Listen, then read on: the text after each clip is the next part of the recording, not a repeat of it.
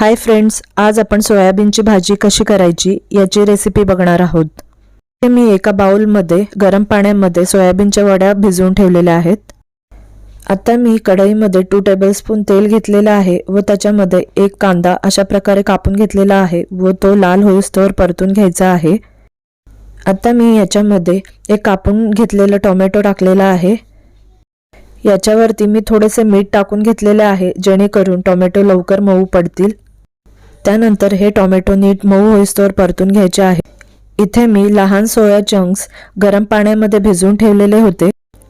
गरम पाण्यामध्ये अर्धा तास हे सोया चंक्स भिजवत ठेवून आता मी हे घट्टसर पिळून घेत आहे। आता मी त्याच कढईमध्ये 2 टेबलस्पून तेल घेतलेले आहे।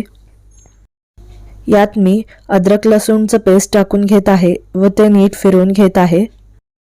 ही पेस्ट तेलात नीट परतून घेतल्यानंतर तेलामध्ये परतून घेतलेला कांदा व टोमॅटो थंड झाल्यावर त्याची प्युरी करून घ्यायची आहे व ती प्युरी आता मी याच्यामध्ये टाकून घेत आहे। आता मी याच्यामध्ये 1 टेबलस्पून काळा तिखट घातलेला आहे, चवीनुसार मीठ, हळद आणि 1 टेबलस्पून गरम मसाला टाकलेला आहे व हे नीट परतून घेत आहे। त्यानंतर या कढईवर एक झाकण ठेवून द्यायचे आहे जेणेकरून मसाले नीट सेट होतील। त्यानंतर मी याच्यामध्ये गरम पाणी टाकून घेत आहे। आता मी हे पाण्यामधून पिळून घेतलेले सोयाबीन याच्यामध्ये टाकून घेत आहे।